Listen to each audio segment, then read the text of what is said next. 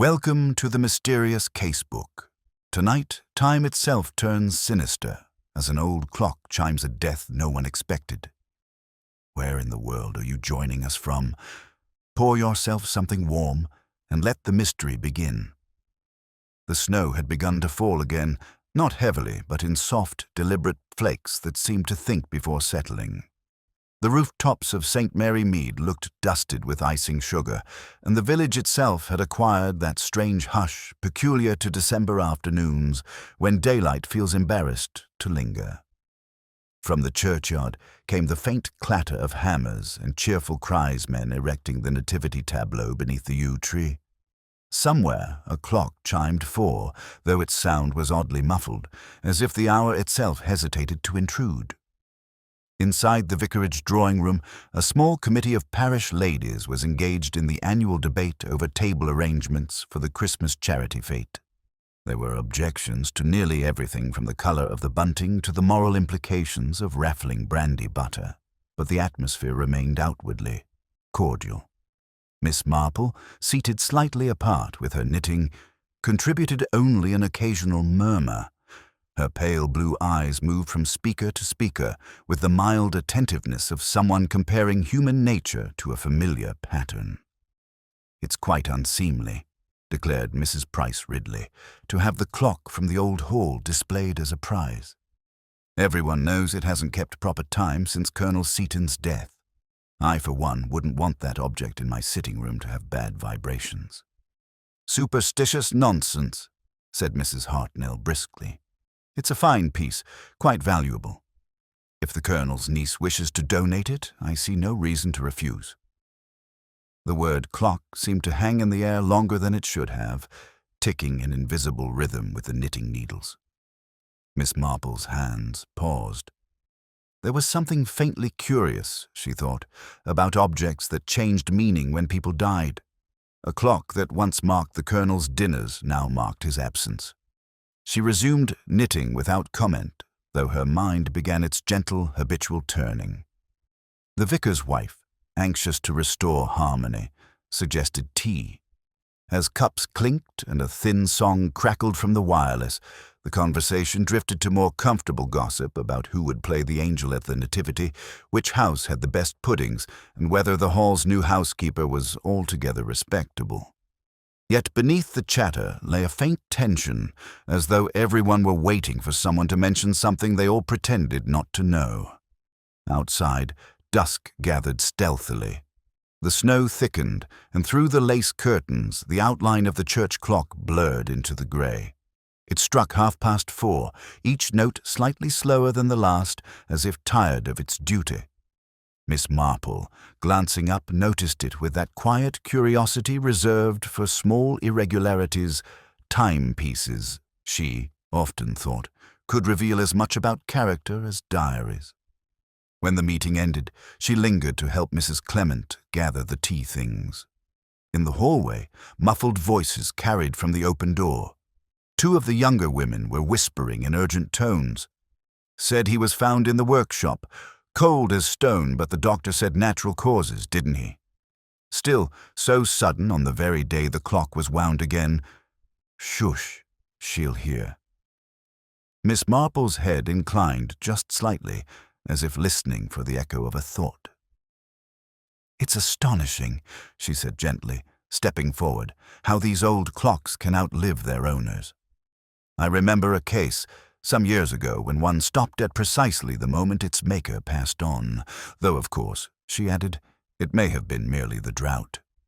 The girls blushed, murmured polite goodbyes, and escaped into the snow. Miss Marple stood watching the faint trail of their footprints disappear beyond the gate. Something about their haste, she felt, had not been due solely to the cold. That evening, back in her sitting room at Mead, Miss Marple lit the small brass lamp and poured herself a modest cup of cocoa.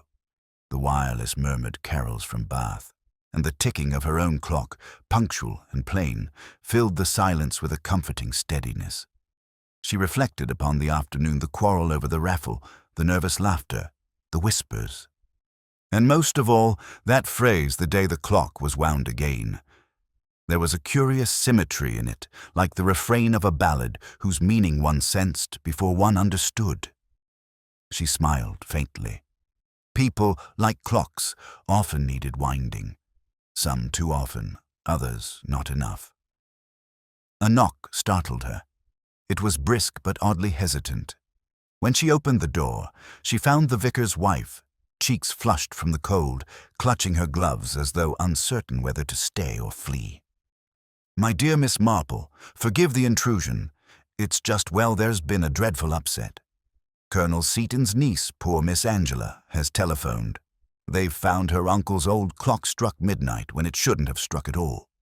And she says the butler's dead beside it." For a heartbeat, the ticking of Miss Marple's clock seemed to falter. "Dead?" she repeated softly. "Quite dead. Dr. Haydock's on his way. It's too awful. They think he may have been trying to fix it. The clock's handshake. It's ghastly, they say. They stopped at exactly 12. Miss Marple laid a steadying hand upon the woman's arm. "My dear," she said gently, "no one should be out in this weather alone. Let me fetch my shawl and we shall go together." And as the wind rose outside and the village lamps shivered in their glass casings, Miss Marple thought very quietly that Christmas had begun rather earlier than expected.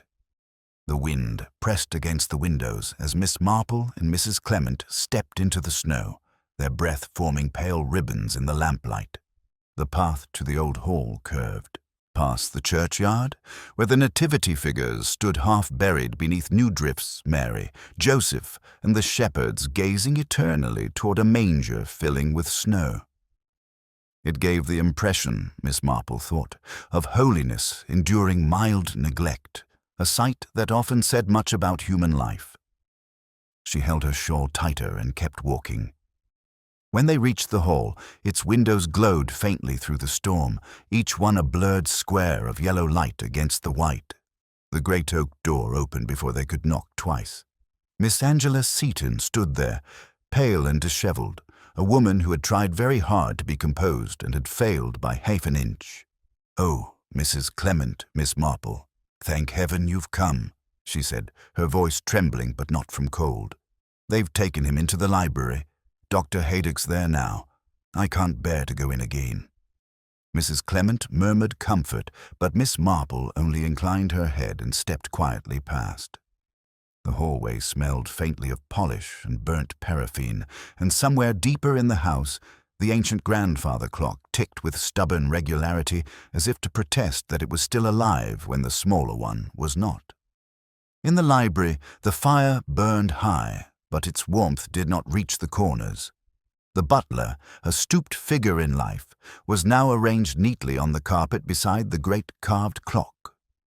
Dr. Haydock knelt nearby, methodically replacing his instruments into a black case. He rose when he saw them, his usually genial face grave. "Heart, perhaps," he said in a low tone.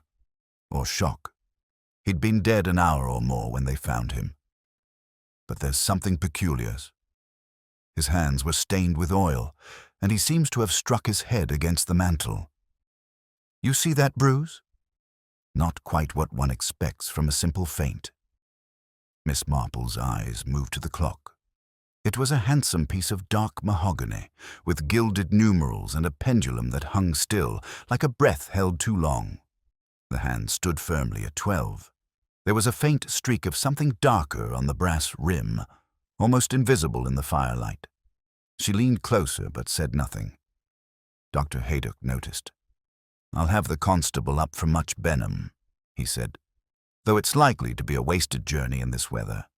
You might tell Inspector Craddock if you see him before I do. He'll want to ask questions." Mrs. Clement looked uneasy. "Oh dear, on Christmas week too." Miss Marple gave a small, sympathetic nod. "Death has never been known to keep a calendar, my dear." Angela, standing at the doorway, gave a small sob. He was the kindest man, truly. Uncle trusted him with everything, bills, letters, even the key to the clock case. Why should he be alone here tonight, of all nights? Perhaps he wished to make it strike again, Miss Marple said softly. A strange impulse, but grief often takes curious shapes. Did he know much about mechanics? Only a little, Angela replied. He used to say the clock was part of the family. It stopped the night Uncle died, you know. We could never get it to run again properly. Miss Marple's glance flickered toward the pendulum once more, and yet tonight it did after so long. There was a silence in which the snow's whisper against the panes grew distinct. Then came the sound of the outer door closing and voices in the hall, Dr. Haydock's assistant and the constable from the village, shaking off snow like dogs. They entered, stamping and apologetic, and Miss Marple, seeing that order would soon replace uncertainty, drew Mrs. Clement aside. "My dear," she murmured, "perhaps we might see to Miss Angela's nerves. A cup of tea, perhaps." Angela accepted gratefully and led them toward the morning room. The kettle on the small gas ring hissed and the lamplight wavered. On the wall hung a portrait of Colonel Seaton, a soldier's face, square and humorless, painted with all the self-satisfaction of its era.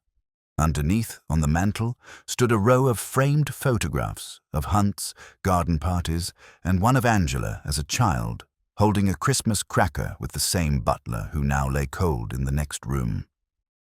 "Everything he owned reminds me of him," she said faintly. "Even that wretched clock. It used to startle him whenever it struck. Uncle always said, 'Time waits for no man, but it can make a fool of plenty.' I suppose now it's made a fool of me." Miss Marple poured the tea. "You're tired, Miss Seaton. Tired minds magnify shadows.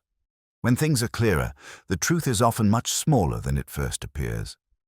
But her tone carried a quiet note of doubt. She had seen the faint smear on the brass, and the misplaced tool near the hearth, a small screwdriver, oddly polished at the tip. She filed both away in her mind, where such details seldom rusted. After half an hour, the constable came to the door, hat in hand. "Beg pardon, miss. Dr. Haydock says we'll need to keep the room as it is for now. Best if you and the ladies rest elsewhere. Inspector Craddock's coming from Melchester first thing." Angela nodded, relieved to have direction. Mrs. Clement rose, but Miss Marple lingered a moment longer, gazing at the dark window. The snow had ceased. The garden was a blank white sheet save for 2 sets of footprints leading to the side door, one faint, one deep. The deeper ones went outward, toward the lane. She said nothing, but as they took their leave, her eyes strayed once more to the clock's still face. Midnight, frozen perfectly, yet the fire's reflection trembled across the glass, as if the hour itself were alive and waiting. The reflection on the clock's glass trembled again as the door shut softly behind them, and the old hall receded into darkness. Miss Marple and Mrs. Clement walked homeward, beneath a sky now empty of snow, where clouds drifted like slow smoke above the church spire. The village lay silent, wrapped in frost, though a single light still burned in the window of the postmistress's cottage, proof that news, like warmth, travelled faster than one might hope. By morning, St. Mary Mead had shed its hush entirely. The death of a butler, even one as inoffensive as Mr. Snipe, was nourishment enough to keep tongues wagging until Epiphany. In the grocer's queue, people whispered with practiced sympathy in the vicarage. Callers arrived under pretexts of inquiry and concern. Miss Marple, moving through it all like a wisp of calm air, heard fragments everywhere she went, each one wrong in its own particular way. They say he was fixing that wicked old clock when it struck him dead. Heart, they say, but his hands were oily. Strange, isn't it? Angela Seaton'll never inherit something in the will, they say. By the time she reached the high street, the story had accumulated as many embellishments as a Christmas pudding. She bought her thread and left quietly, though her mind was pricked by one thread of truth within all the nonsense inheritance. People's attitudes toward death, she reflected, were seldom about the departed. At the old hall, Inspector Craddock had already arrived from Melchester. A kindly man with an unfortunate moustache, he stood in the library examining the clock as though it might confess. The air still smelled faintly of oil and wood smoke.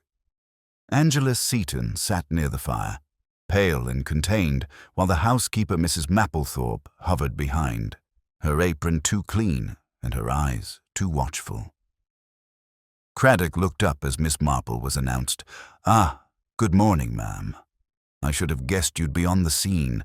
The vicar's wife tells me you were present last night, only in a neighbourly capacity," Miss Marple said mildly, taking a seat, "though one always learns something from watching people at such times." "Indeed," said Craddock dryly. "I'm still learning myself. The doctor's report mentions no clear cause of death. No poison, no blow sufficient to kill." The man simply stopped. Oddly tidy sort of death. Angela's voice, brittle but steady, broke in. "He wasn't old, Inspector. He'd served Uncle for years, perfectly healthy. I can't think what he was doing with that clock." The housekeeper sniffed. "He was always poking about with it, miss.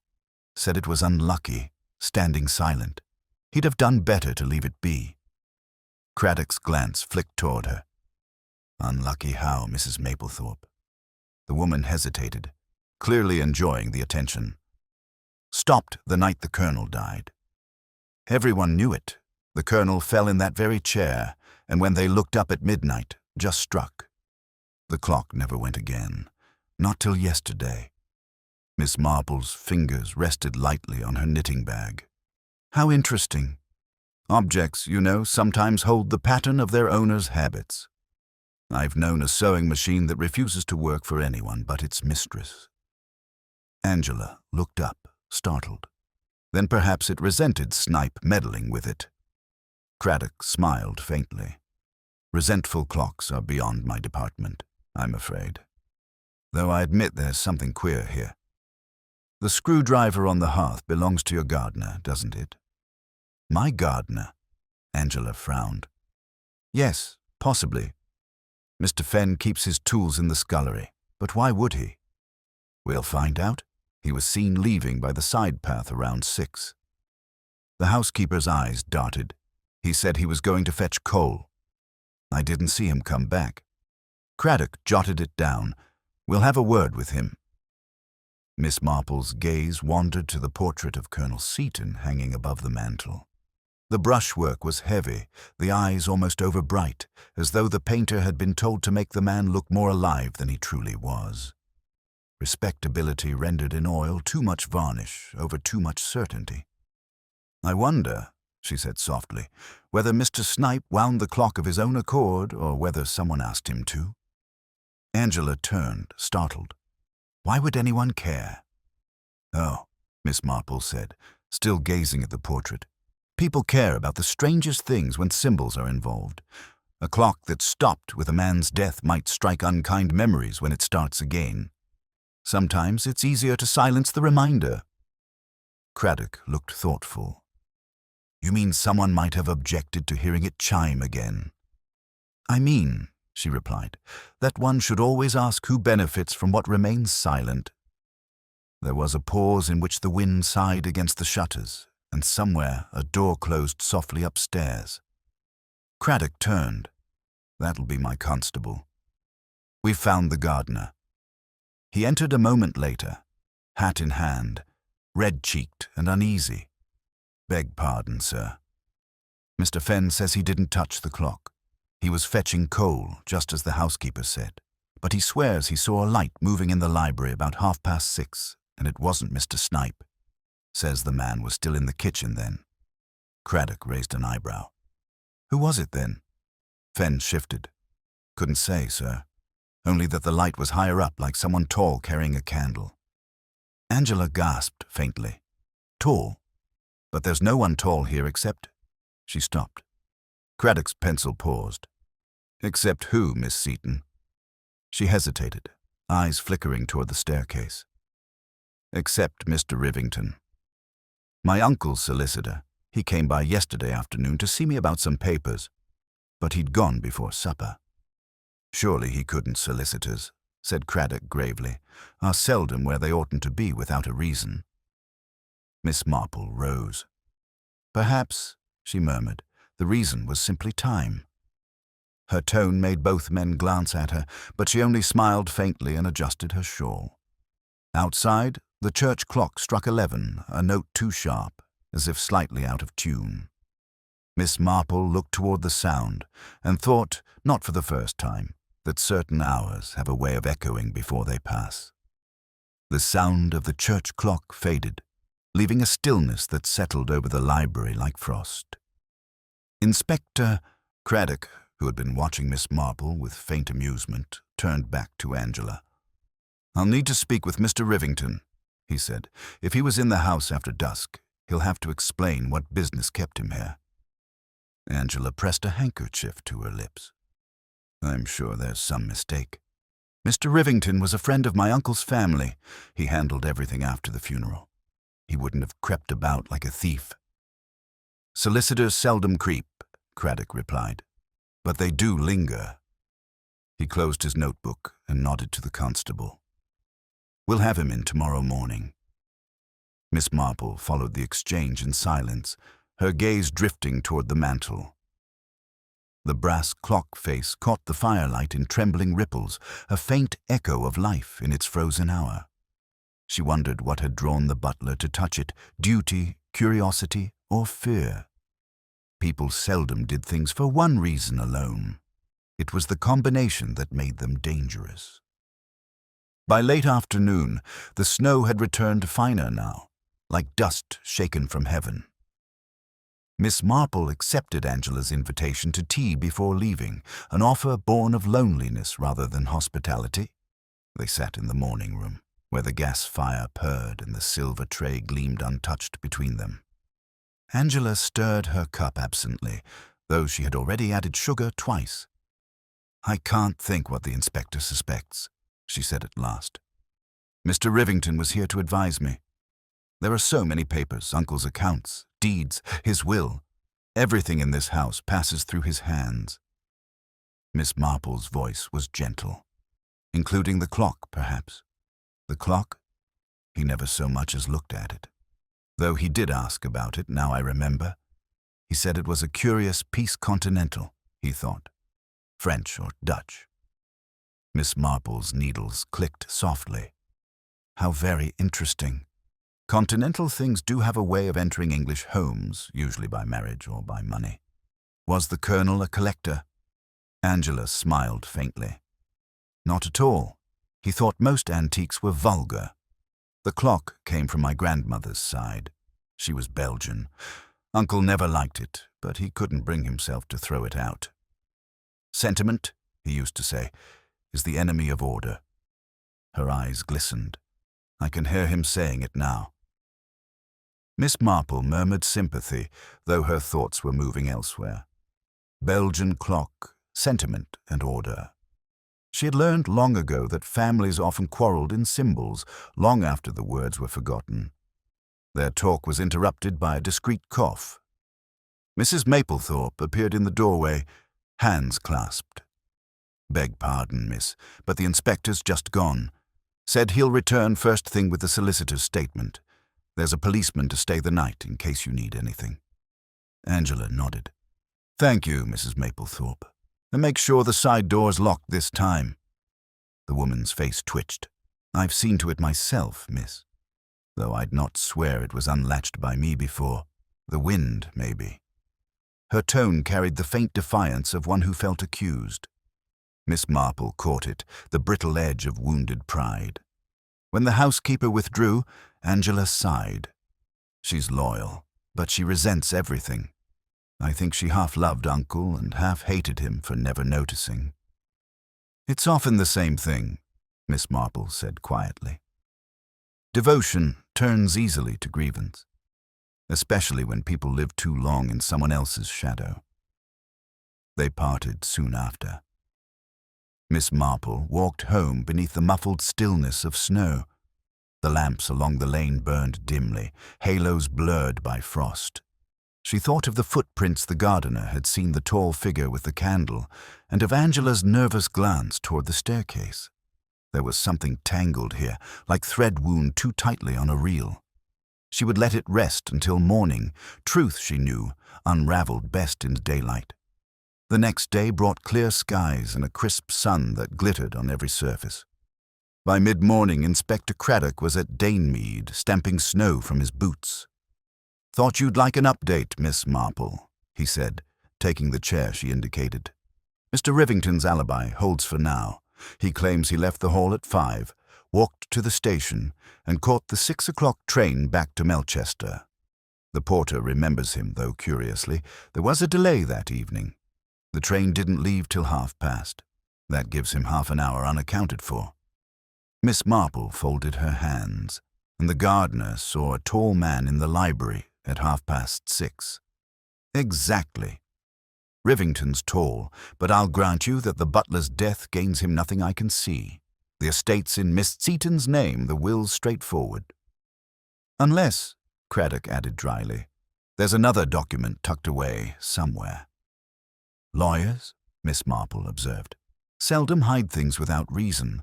Perhaps what he came to find wasn't money at all." Craddock looked puzzled. "Then what?" "Information," she said softly. "Old papers have a way of telling truths no one wishes to hear." He regarded her with respectful suspicion. "You've something on your mind, Miss Marple." "Only a thought, Inspector. When a clock stops, everyone notices. But when it starts again, that's when people look the other way." Craddock frowned. "Meaning?" She smiled. "Meaning that change often begins under the guise of restoration." He left, shaking his head, and Miss Marple sat a while, her gaze fixed on her own small mantel clock.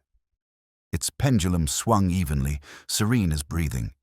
Yet in its steady motion she heard a faint echo of another timepiece, the one that had marked midnight not once, but twice. Somewhere, she felt, someone had turned back a small piece of time, hoping no one would see.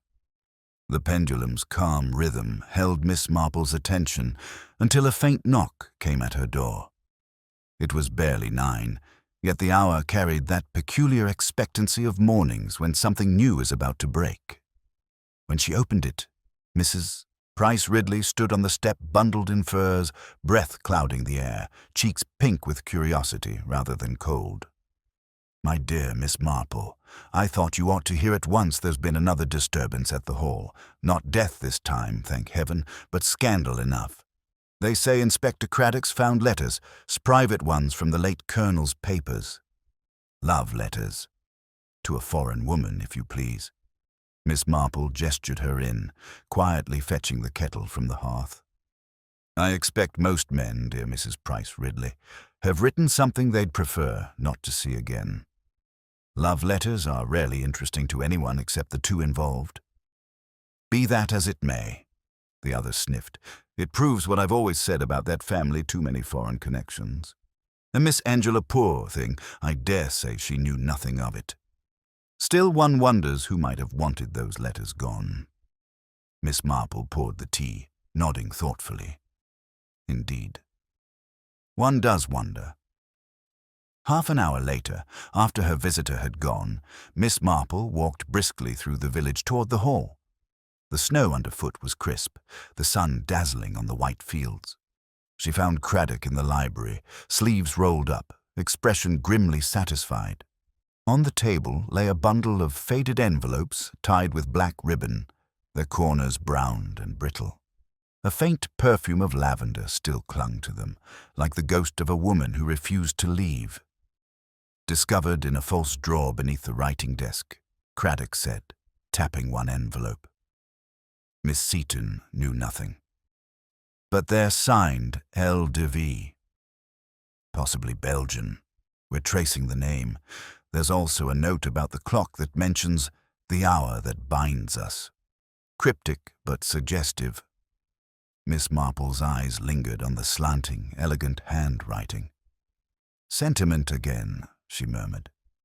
"The Colonel may have disliked emotion, but he seems to have preserved quite a quantity of it." "Preserved and hidden," Craddock corrected. "And perhaps someone wanted it to stay hidden. If the butler found these or guessed their value, it might explain his death." Miss Marple tilted her head. dear me. One forgets how often loyalty becomes a form of currency. Craddock smiled faintly. You think someone paid him? I think, she replied. He may have been deciding whether to sell or protect. Both choices can end badly. They were interrupted by Angela, who entered in evident distress. Inspector, I've just remembered Mr. Rivington asked about that drawer yesterday. He said Uncle once kept insurance receipts there. I told him I'd never looked. He seemed rather relieved. Relieved? Craddock repeated. Yes, almost as if something he dreaded might still be missing. Craddock's pencil moved swiftly. And you didn't notice him handling anything? She hesitated. He did pick up a paper knife. The silver one is shaped like a dagger, but he only turned it over riddenly, I thought. When she left the room, Craddock muttered, paper knife. Letters. A secret drawer. He's looking guiltier by the minute. I'll have him in again. Miss Marple glanced at the empty hearth. I wonder, Inspector, if guilt and fear look the same to the untrained eye. Craddock frowned. Meaning? Only that one can be afraid of the truth even without having caused it. As the inspector went off to telephone the station, Miss Marple remained by the desk. The letters lay temptingly close, and though she had no taste for eavesdropping on the dead, she noticed one envelope half torn, its flap not fully sealed. A line of faded ink showed through the thin paper, "The clock shall keep our secret." Her fingers brushed the edge gently, as though the words themselves might crumble. Mrs. Maplethorpe appeared suddenly in the doorway. I beg your pardon, miss. The inspector said I was to bring in more coal. Miss Marple straightened, smiling. Of course, Mrs. Maplethorpe. It must be quite a trial, all this coming and going. The housekeeper's mouth tightened. I'm used to trials, miss. Service teaches you that. But it's a pity Mr. Snipe's gone. He knew where everything belonged. Did he? I wonder, Miss Marple said quietly. Things and people often move when one isn't looking. The woman looked startled, then quickly bent to the scuttle. When she left, Miss Marple's eyes followed her, an efficient woman, but too tidy for innocence. Some people, she reflected, cleaned guilt away the moment it fell. By early evening, the hall had fallen into an uneasy quiet. Miss Marple remained for supper at Angela's insistence, though the meal was a thin one-ham, bread, and a trifle neither of them ate. Outside, the frost thickened on the windows. From time to time, Miss Marple heard the constable pacing in the corridor, his boots creaking like a slow metronome. Angela pushed her plate aside. I wish they'd take that dreadful clock away. It feels as though it's listening. Miss Marple's gaze softened. Objects do listen, my dear, but only to what people tell them. Perhaps that's why they so seldom lie. Angela tried to smile. You make everything sound so reasonable. I only try to make sense of behavior, Miss Marple replied. Clocks and people both reveal themselves when wound too tightly. Later, as she prepared to leave, Miss Marple passed through the library once more. The fire had sunk low, and the great clock loomed above the mantel, its face faintly luminous in the dimness. She paused, noting something new. The pendulum, which had been motionless since the death, now hung slightly to the left, as though nudged by an unseen hand. The constable swore he hadn't touched it. Miss Marple leaned closer, her breath fogging the glass. For an instant, she thought she saw a shadow move within the reflection, a tall shape passing behind her, silent as smoke. When she turned, the room was empty. Only the faint scent of lavender lingered in the air. The scent of lavender seemed to drift through the still air long after the door had closed, behind her. Miss Marple paused in the corridor, listening. Somewhere within the old house a hinge creaked softly, and the constable's slow pacing faltered, resumed. She drew her shawl tighter. Fear was a strange contagion. It passed from one heartbeat to another without a word spoken. When she stepped outside, the cold was almost pure, the kind that stung but cleared the mind. The sky, pale with frost, held a thin crescent moon above the church tower. Miss Marple walked home at a deliberate pace, her thoughts turning like the clock gears she could almost hear. Lavender, letters, the clock's pendulum moving when it should not, each detail ordinary by itself, yet each one curiously personal. She wondered whose secret fragrance still clung to that room, and what memory had stirred the air enough to set a pendulum swaying. The following morning brought no peace to St. Mary Mead. Word of the letters had spread, of course, though the village spoke of them as though they were collectively shocked such things existed at all. In the post office queue, Miss Hartnell declared the foreign woman probably an actress. Mrs. Price Ridley countered that actresses were not the danger they had, at least. It was the respectable ones, she said, that ruined everything quietly. Miss Marple paid for her stamps and said nothing. The truth, she reflected, was usually written in the margins of gossip, not the sentences. At noon, Inspector Craddock arrived at Mead again, frost on his coat and exasperation in his voice. "We've traced that perfume, Miss Marple Lavande de Flandre, discontinued since the war. The letters date from before then, and Rivington admits knowing about them but swears he never saw them in the desk. Claims the colonel begged him years ago to destroy anything compromising." "Destroying evidence," Miss Marple murmured, "is a form of tidying up, but tidy people often forget what they throw away can be missed." Craddock sighed. "You think he's lying?" "I think," she said, "he may be telling half the truth. Those are more dangerous." He handed her a slip of paper. "You might be right. That's a receipt we found in Rivington's briefcase dated the day before the death. Payment for restoration and adjustment of a French clock mechanism. Address Mr. Moritz, jeweller, Melchester High Street." Miss Marple read it carefully. How efficient of him. One might almost think he expected the clock to be working again. Craddock looked grim. Or wanted it to. They drove to Melchester together. The jeweller's shop, wedged between a tobacconist and a draper, smelled faintly of brass polish and sawdust. Behind the counter stood a small man with rimless spectacles and the nervous precision of one who fears fingerprints on everything. Yes, he said when shown the receipt. "Mr. Rivington brought me a pendulum last week. Said it belonged to a fine old clock family heirloom. Asked me to straighten the rod, polish the bob, and test the balance. Paid in cash. Seemed most particular about getting it back the next morning." Miss Marple's brows lifted. "Did he mention why he didn't bring the whole clock?" He said it was too large to move safely. Told me the case was locked. I thought nothing of it." The jeweller hesitated, though, come to think of it, the pendulum was newly oiled. Odd that it shouldn't have been, not if the mechanism hadn't worked in years. When they left, the inspector looked troubled. So he had the pendulum adjusted and returned it just before the butler's death. That puts him squarely in the middle. Miss Marple nodded slowly. Unless someone else brought it to him under Rivington's name. Forgery isn't confined to handwriting. Craddock stared. "You mean the butler?" "Possibly. Or someone who knew he was trusted to deliver messages.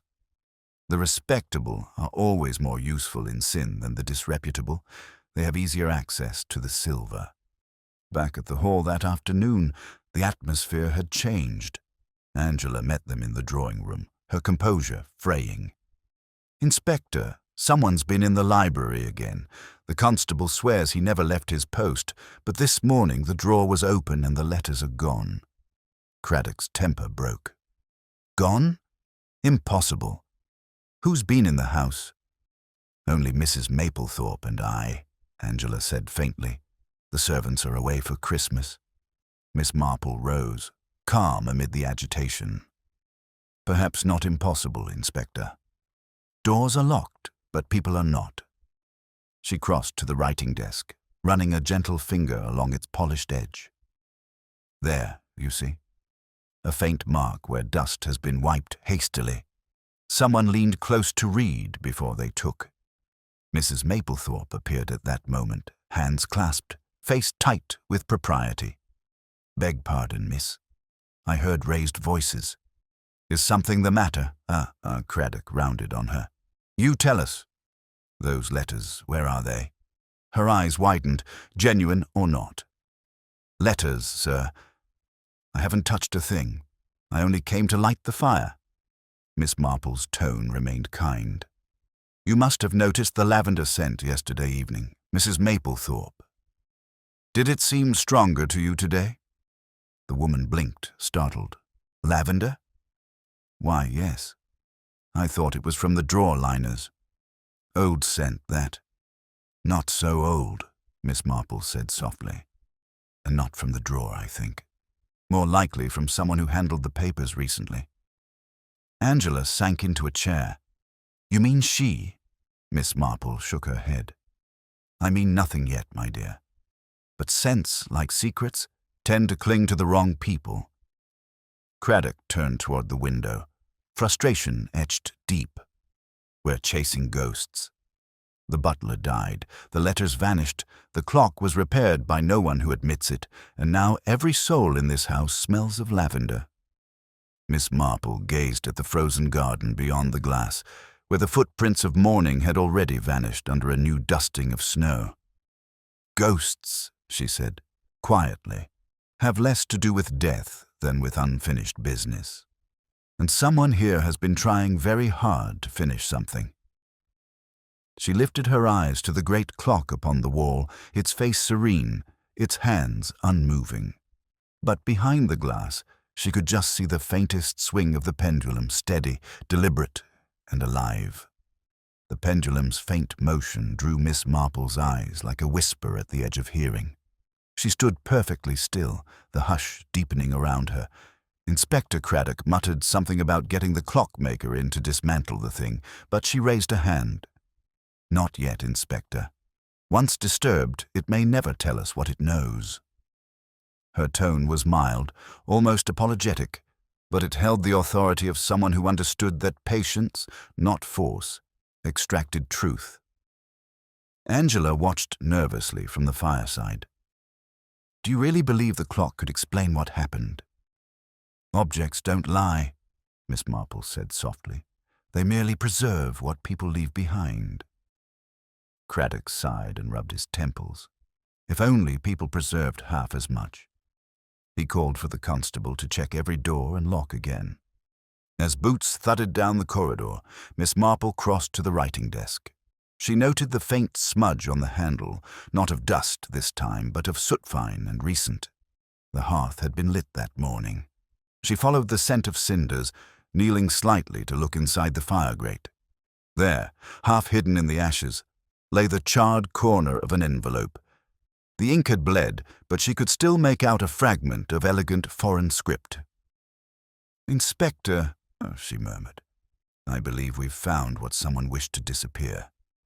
Craddock fished it out with his pencil, laying it carefully on the marble hearth.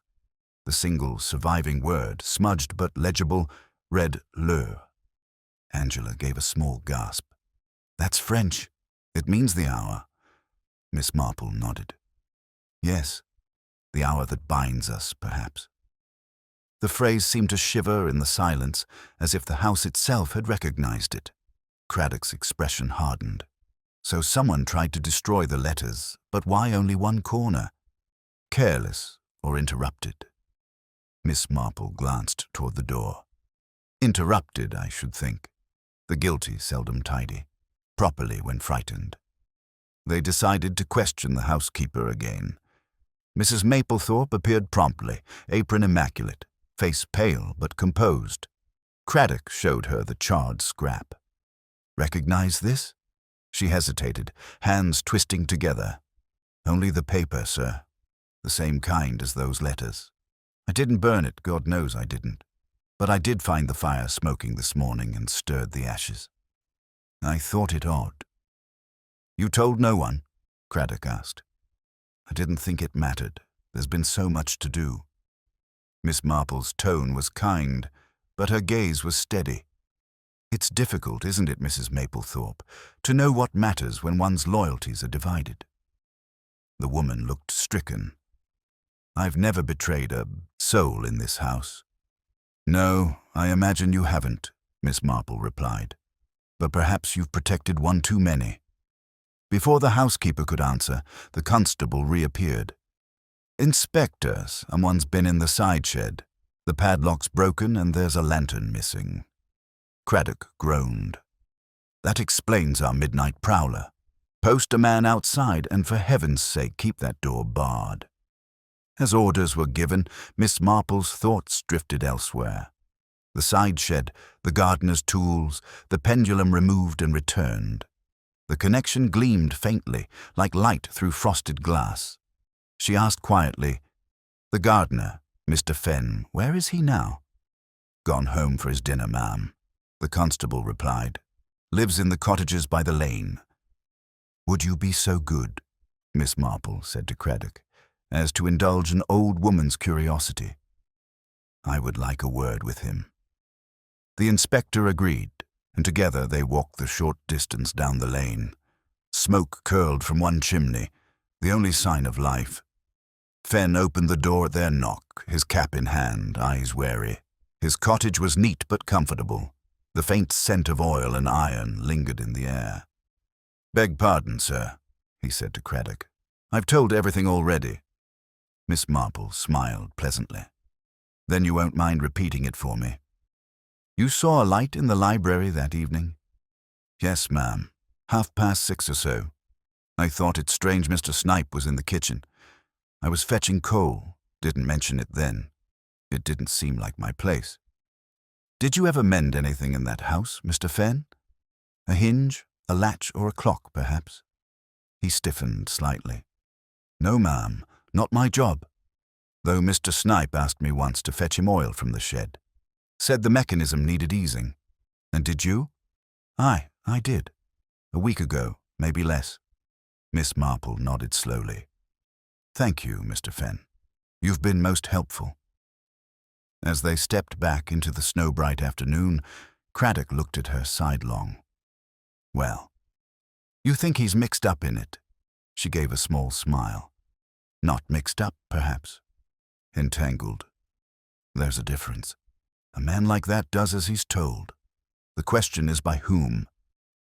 Back at the hall, dusk had gathered again. Angela met them at the door, pale with anxiety. "Inspector, there's been a telephone call for you. From Melchester.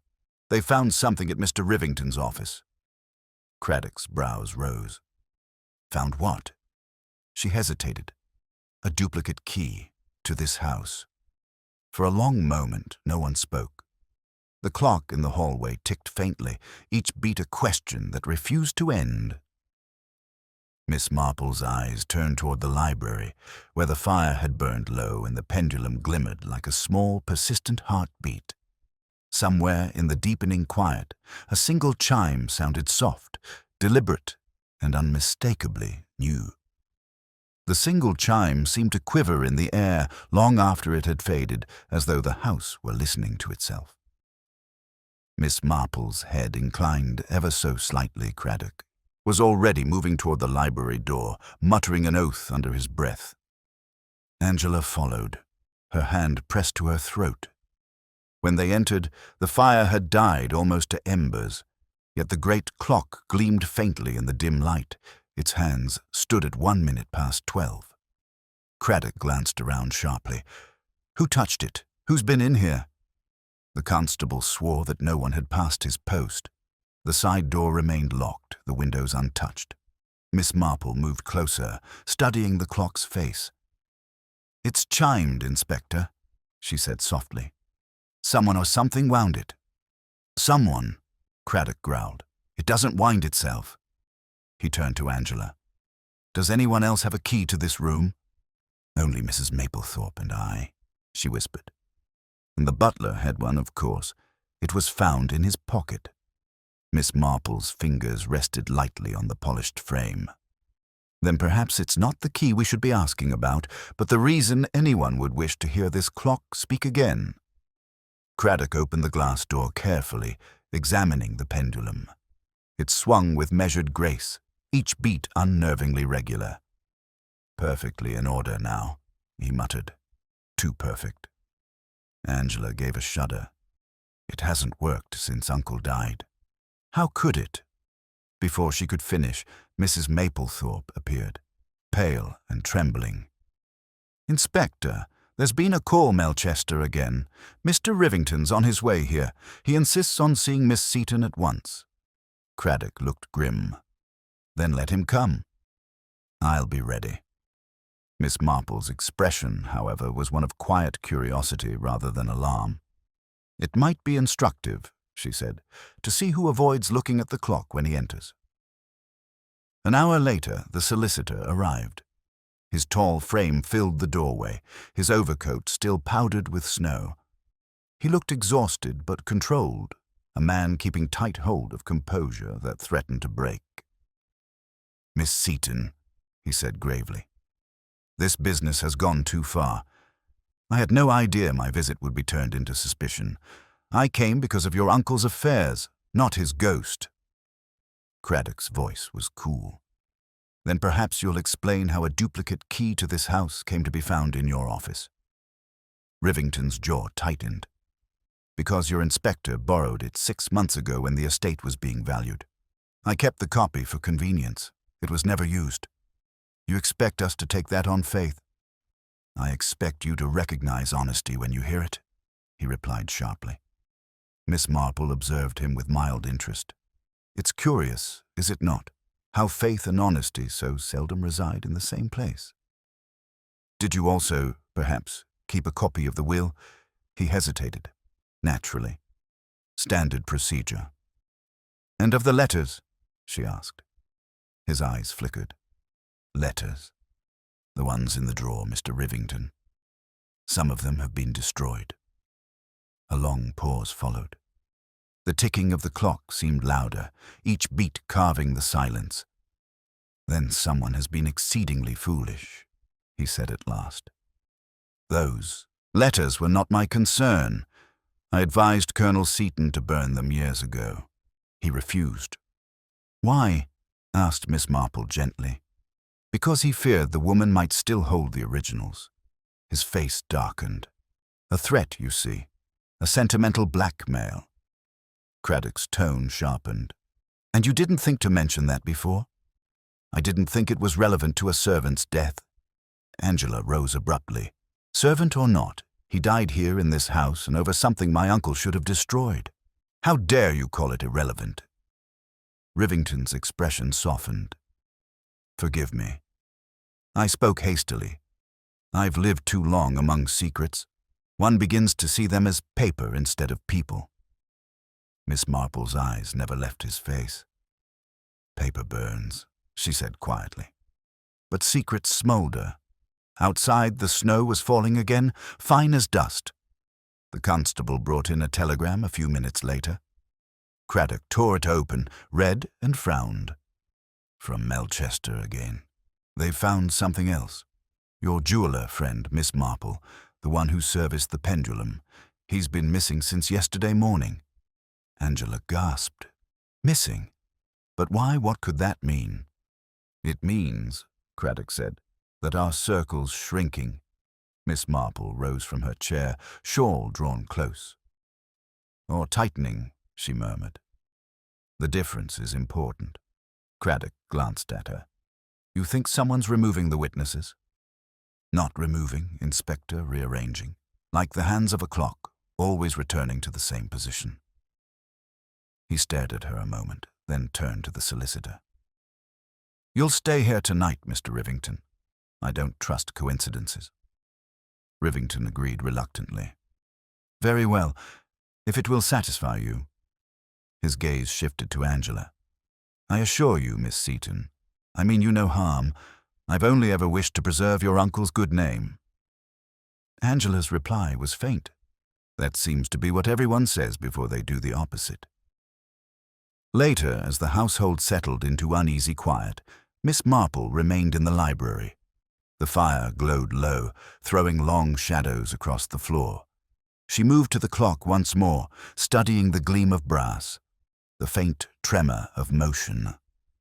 From somewhere deep inside the case came a low clicking sound, irregular, uncertain, as though another mechanism stirred behind the visible one. She listened for a long time, then reached forward and gently stopped the pendulum. The silence that followed was immense. For a moment she could hear her own heartbeat, and beneath it, something else. The faintest echo of ticking continued, though the pendulum lay still. The faint ticking persisted, unnervingly steady, as if the clock were alive beneath its halted pendulum. Miss Marple bent closer, her breath fogging the glass. Inside, behind the brass dial, something shifted, a mechanical whisper rather than movement, the sound of a memory trapped within the gears. She stepped back, eyes narrowing. There was another rhythm beneath the ticking, slower, irregular, like a heartbeat echoing in the dark.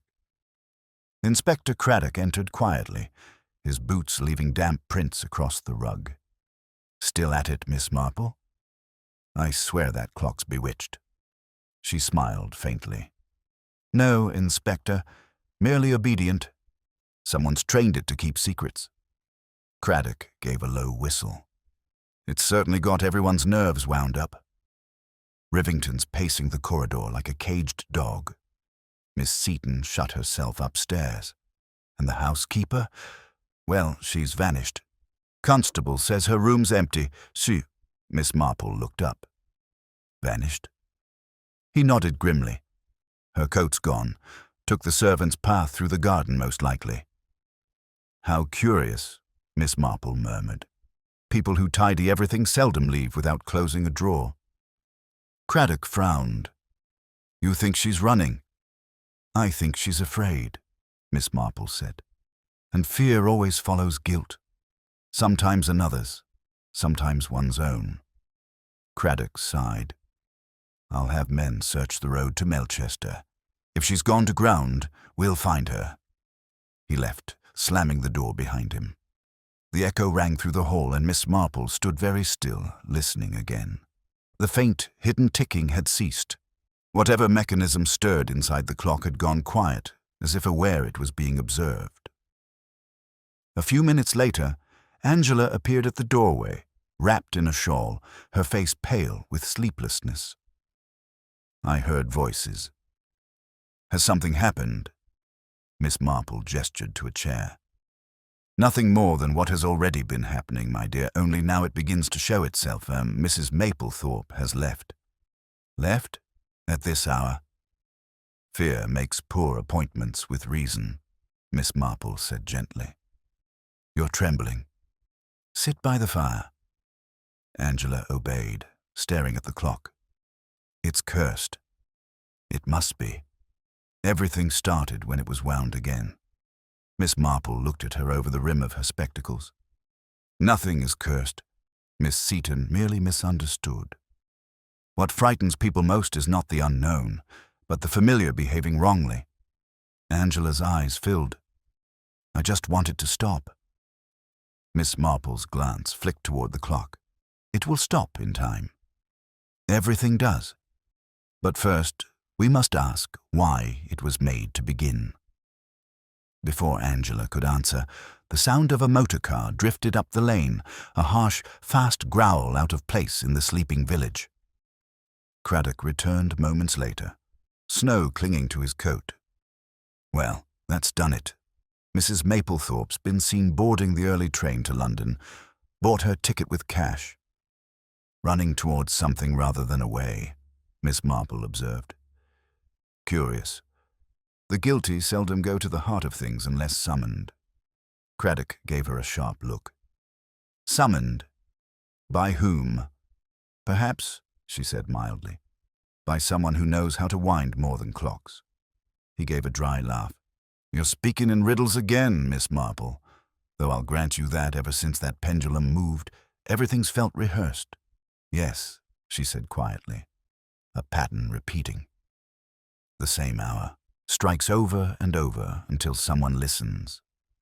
They were interrupted by the constable, breathless with cold. "Inspector, Telegram for you. From Melchester Station, Mr. Moritz. The missing jeweller has turned up. Found unconscious in his workshop. Says a woman brought him tea yesterday evening, and the next thing he knew, he woke up this morning. Craddock stiffened. A woman? Yes, sir. Said she smelled of lavender. Miss Marple's knitting bag slipped from her hand. The wool unravelled a little, coiling like smoke across the rug. Lavender, she said softly. It travels everywhere in this story, doesn't it? Clings where it shouldn't. A loyal scent. Angela shivered. You mean Mrs. Maplethorpe? Perhaps, Miss Marple murmured. Or perhaps someone who borrows other people's loyalties as easily as perfume. Craddock folded the telegram. Either way, we'll have the jeweller brought in for questioning. Miss Marple rose slowly. You might ask him, Inspector, whether he worked on 1 clock or 2. Craddock blinked. 2? A precaution, she said simply. A person wishing to hide evidence might commission a twin mechanism, one for display, one for concealment. It's quite efficient. Appearances are always more convincing when they tick. Before Craddock could reply, the hall clock struck again 12 slow notes, though the time was nearer dawn. Angela let out a stifled cry. It's wrong. It's all wrong. The inspector swore, rushing to check his watch. Blast it 6 o'clock. Miss Marple's expression did not change. Then time itself has been tampered with, she said softly. And whoever did so may find it strikes against them soon enough. The final chime faded. Outside, the wind rose, carrying the faint scent of lavender through the crack beneath the door. Miss Marple turned toward it, eyes thoughtful. Somewhere in that lingering fragrance lay the answer half memory, half deceit. And she knew, with the certainty that comes only to the very patient, that before the next hour struck, the house would reveal who had been winding more than the clock. The faint trace of lavender lingered in the cold air, drifting like a ghost through the half-lit hallway. Miss Marple stood quite still, listening. Beneath the whisper of wind against the windows came a softer sound, the creak of a floorboard, cautious, deliberate, somewhere near the library door. She motioned to Craddock, who froze mid-step, his hand already on his revolver. The two exchanged a glance, silent understanding passing between them. Miss Marple inclined her head toward the clock room. They entered soundlessly. The fire had died, but the faint gleam of the brass dial caught the dim light from the corridor. The pendulum hung motionless again. Beside the writing desk, half-shadowed, stood Mr. Rivington. He was still in his evening coat, his face drawn tight, a candle shaking slightly in his hand. Craddock's voice was curt. You're up early, Mr. Rivington. The solicitor did not turn immediately. Couldn't sleep, he said at last. I thought I heard a sound. I came to check the windows. His tone was smooth, but not enough to hide the dryness in his throat. Or the clock? Miss Marple asked quietly. His eyes flicked to her, wary. That infernal object? I wish it had been smashed years ago. Miss Marple stepped closer, studying him in the half-light. Yes, she said softly. People often wish to destroy what might outlast their lives. He flinched, though faintly, and Craddock moved between them. Let's keep the sermons for later, Miss Marple. Mr. Rivington, you'll stay here until daylight. No wandering. Rivington gave a thin smile. Do I look like a fugitive, Inspector? You look, said Craddock evenly, like a man waiting for something that hasn't struck yet. He left a constable posted at the door and followed Miss Marple into the hall. The old lady's step was unhurried, her face unreadable. He's frightened, she said at last. Not of us, of what the clock might say next. Craddock frowned. If it could talk, I'd gladly take its statement. It already has, Miss Marple murmured. It struck midnight twice, and 6 when it was dawn. Someone altered its rhythm. They wanted time itself to lie. She paused, eyes distant.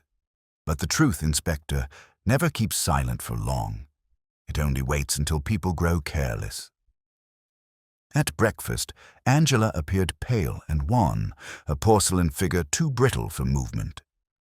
The constable told me Mr. Rivington was caught in the library. What was he doing? Pretending to listen for burglars, Craddock said dryly. He's either a fool or an actor. Miss Marple poured tea with her usual precision. Actors, she observed, often forget the audience sees more than they think. Still, he is not the only one rehearsing a role. Where was the housekeeper before she ran away? Angela blinked. In the east wing, I think. The old nursery rooms. Locked? Miss Marple asked.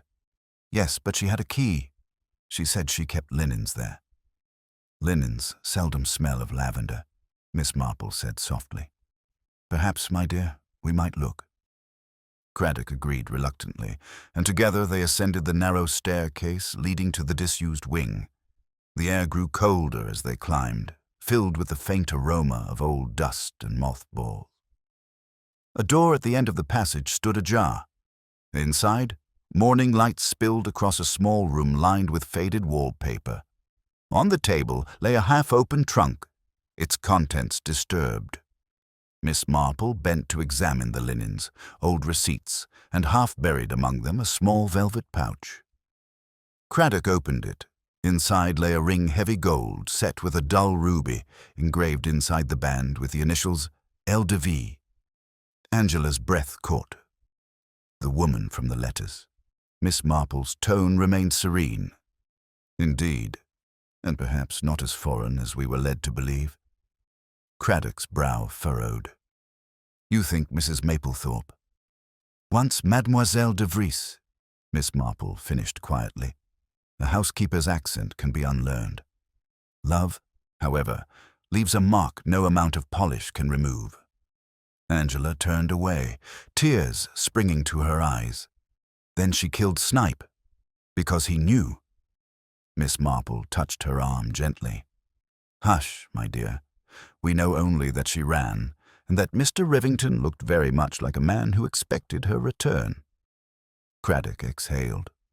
So they were in it together. Letters, blackmail, the clock as a hiding place. Perhaps, Miss Marple said. But not for money. Love and pride are far costlier currencies.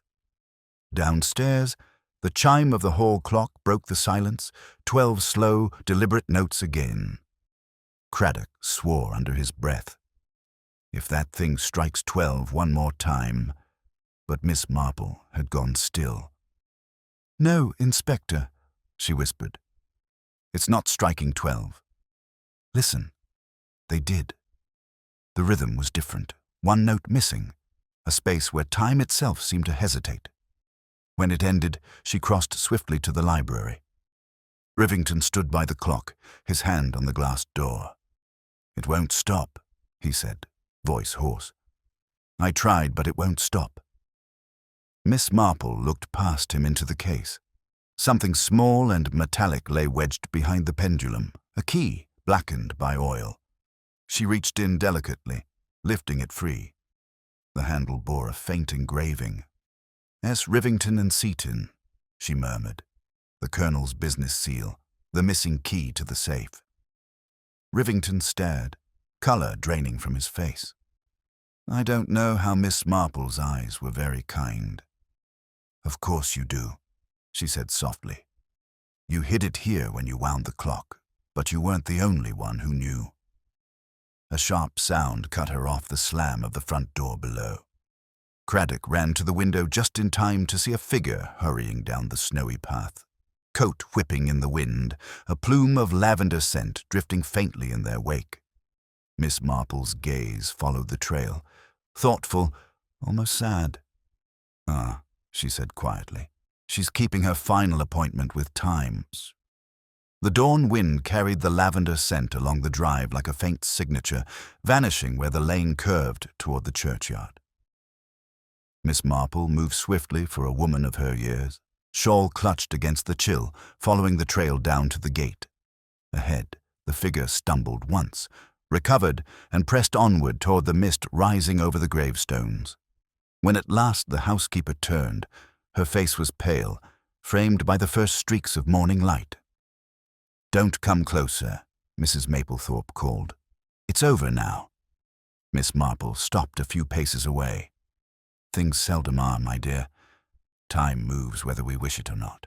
Even clocks that stop eventually give themselves away." The woman gave a low, shuddering laugh. "You don't understand. It was mercy. He didn't mean to die. He was kind. But he found the letter. I couldn't let him tell me." Miss Marple's voice was gentle but firm. "You let him wind the clock, though." Mrs. Maplethorpe's hands trembled. "It was only to frighten Mr. Rivington.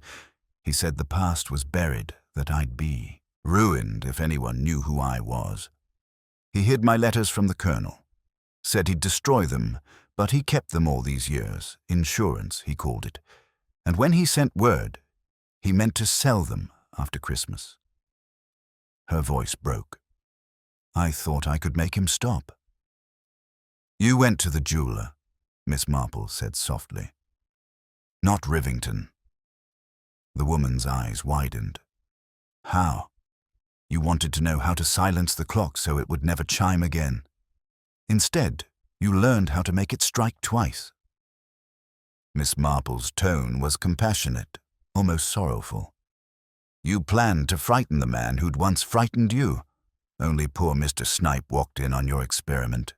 When he tried to stop you, the pendulum swung and struck him. You didn't mean to kill him, but death, you see, keeps its own appointments." Mrs. Maplethorpe covered her face. "I only wanted to burn the letters from us both." Miss Marple stepped forward, laying a light hand on her arm. "You nearly did. But truth has an awkward way of surviving even fire." Behind them, boots crunched on frost. Inspector Craddock emerged from the mist, coat collar turned up, eyes wary. "We found the rest of the ashes, Miss Marple, in the hearth behind the nursery grate, enough to prove there were more letters." He nodded toward the housekeeper. "She told you then?" "Not all," Miss Marple said quietly, "but enough." Craddock exhaled, drawing his notebook from his pocket. "Mrs. Maplethorpe, you understand anything you say now I've said it," she interrupted wearily. "There's nothing left to tell." Miss Marple looked at her, eyes filled with a quiet kind of pity. "There's always something left. That's what makes confession so difficult. We forget that others may already forgive us before we've finished." For a long moment, no one spoke. The mist thickened around the churchyard, blurring the stones into soft silhouettes. The bell in the tower struck 7 clear, honest sounds, unshadowed by deceit. Mrs. Maplethorpe lowered her head, her expression oddly peaceful. When they returned to the house, the light had changed. The library looked smaller in the morning sun, the menace gone from its corners. The clock stood silent once more, pendulum still, hands poised precisely at 12. Angela waited near the hearth, her face pale but composed. "Is it finished?" she asked. "Nearly," Miss Marple said. "But not quite." She crossed to the desk and placed the blackened key beside the charred fragment of letter. The clock, the letters, the key, they all spoke of the same thing: ownership. Each person here believed something belonged to them, yet none did. Colonel Seaton thought he owned his reputation, Mr. Rivington, his secrets Mrs. Maplethorpe, her past. Even poor Mr. Snipe imagined himself master of the clock. "But time," she said softly, "belongs to no one." Angela's eyes filled with tears. "Then will she hang?" Miss Marple shook her head. "No. The inspector is a just man. It was an accident steeped in fear, not malice. And the law, though seldom merciful, is sometimes wise." Craddock, leaning on the mantel, gave a slow nod. "There'll be an inquest, but I doubt the jury will want a Christmas hanging in St. Mary Mead." Miss Marple smiled faintly. "No, I think the village prefers its gossip alive." The inspector looked at her curiously. "You knew it was her all along, didn't you?" Not at first, she replied. I only knew that everything revolved around love disguised as duty, the kind that insists on appearing respectable while doing dreadful things in private. He chuckled softly. That's human nature for you, Miss Marple. Yes, she said, eyes distant. Human nature and the illusion of control. We wind the clock, believing we can dictate its rhythm, but time always finds its own pace. Outside, the first carol of the morning drifted from the church to the choir rehearsing for the service. Its sweetness filled the hall with a fragile calm. Angela turned toward the window, her voice barely a whisper. I'll have the clock removed. I can't bear it here. Miss Marple considered this, then shook her head gently. No, my dear. Let it stay. Broken things remind us not of tragedy, but of truth. We're never quite as orderly as we pretend. The girl managed a wan smile. Then perhaps I'll keep it silent. Perhaps it will choose to be, Miss Marple said. When the inspector departed with the prisoner, the village seemed already to resume its accustomed pulse.